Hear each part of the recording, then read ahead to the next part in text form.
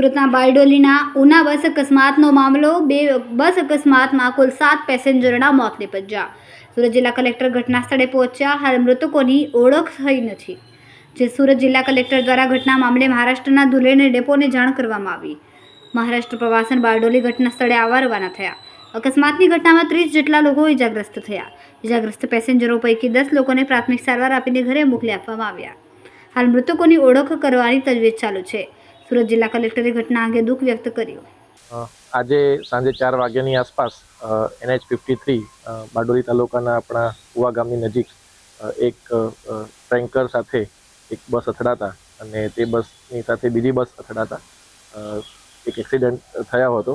આ બંને બસો મહારાષ્ટ્ર રાજ્યની છે અને જેવો જ એક્સિડન્ટ થયો તાત્કાલિક બારડોલીના ફાયર વિભાગને જાણ થતાં બારડોલી ફાયર વિભાગની ત્યાં ટીમ પહોંચી અને જે બસમાં આગ લાગી હતી તે બસની આગ ઓલવવાની કામગીરી કરી। સાથે સાથે જે ડેડ બોડીઝ મળી તે ડેડ બોડીઝને પણ આપણે તાત્કાલિક હોસ્પિટલમાં લઈ જવામાં આવ્યા અને જે બાકીના ઇન્જર્ડ પેશન્ટ્સ હતા તેને પણ અલગ અલગ 3 જેટલી હોસ્પિટલ્સમાં આપણે રિફર તાત્કાલિક પ્રશાસન દ્વારા કરવામાં આવ્યા હતા। આ ઇન્સિડન્ટ થયો ત્યારે પોલીસને પણ જાણ થતાં પોલીસે પણ તાત્કાલિક કાર્યવાહી કરી હતી અને ઘટના સ્થળ ઉપર અમારા મામલતદારશ્રી, SDMC અને SPC તાત્કાલિક પહોંચી ગયા હતા।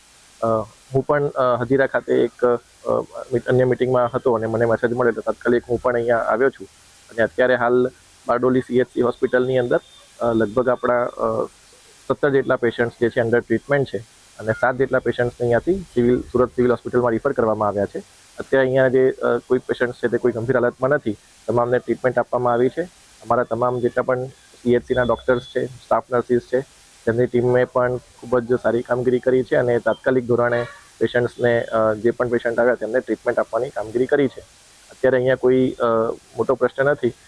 દવાઓનો પણ આપણી પાસે સ્ટોકમાં છે, સ્ટાફ પણ આપણી પાસે પૂરતો અવેલેબલ છે અને જે અન્ય 2 હોસ્પિટલમાં જે આપણા દર્દીઓ દાખલ કરવામાં આવ્યા છે ત્યાં પણ અત્યારે દવાનો સ્ટોક પૂરતા પ્રમાણમાં છે। એટલે જે સુરત સિવિલ હોસ્પિટલ જે રિફર કરવામાં આવ્યા છે તે પેશન્ટ્સમાંથી 3 કદાચ ગંભીર હાલતમાં હતા એટલે એમની પણ ટ્રીટમેન્ટ ત્યાં તાત્કાલિક સુરત સિવિલ હોસ્પિટલમાં પણ વાત થઈ છે અને એ પણ ટ્રીટમેન્ટ ચાલુ કરી દેવામાં આવશે। કેટલા લોકોની ડેથ થઈ છે? અત્યારે હાલ અમારી પાસે જે આંકડો છે તે 7 જેટલી આપણને કન્ફર્મ થયું છે કે તમામ ડેડ બોડીનું જે છે આપણે જે લીગલ પ્રોસેસ છે આપણે કરવામાં આવશે અને ત્યારબાદ અત્યારે અમારી જે મેઇન પ્રાયોરિટી છે કે જે પણ આપણા પેશન્ટ્સ ઇન્જર્ડ થયા છે તે લોકોને તાત્કાલિક સારવાર મળે જેથી વધારે દુર્ઘટનાનો જે આંક છે વધુ ના થાય। તે સિવાય જે ત્યારબાદ આપણે એ લોકોના જે એમના પરિવારજનોને આપણે જેમને જાણ થાય તેમને આપણે સોંપવાની કામગીરી કરીશું અને અમારી ડિસ્ટ્રિક્ટ મેજિસ્ટ્રેટ ધુલે સાથે પણ વાત થઈ છે અને તેમને આપણે અહીંયા બંને બસોના નંબર પણ આપી દેવામાં આવ્યા છે કે જેથી એ લોકો પણ ત્યાંથી ટ્રેસ કરી શકે કે એમના કોઈ પેસેન્જર્સ આ બસમાં હોય તો તેમનું પણ ટ્રેસિંગ થઈ શકે, તાત્કાલિક તેમને આપણે સુરક્ષિત તેમના ઘરે પહોંચાડી શકીએ। એટલે આમાં કોઈ અફવા ફેલાવવાની જરૂર નથી। પ્રશાસન અને પોલીસ તંત્રએ અને મેડિકલ ટીમે તાત્કાલિક ધોરણે કોર્ડિનેશનમાં રહીને કામગીરી કરી છે। અત્યારે મોટાભાગના આપણા જે પેશન્ટ્સ છે એ અંડર ટ્રીટમેન્ટ છે અને તમામ મેક્સિમમ આપણે જે સારવાર છે આપણે પૂરી પાડવાની કોશિશ કરી રહ્યા છીએ। એટલે આમાં કોઈ અફવા ફેલાવવાની જરૂર નથી। કોઈને કોઈ પેશન્ટ વિશે અથવા પેસેન્જર વિશે કોઈ જાણવું હોય તો તે અમારા તંત્રનો સંપર્ક કરી શકે છે। ધન્યવાદ।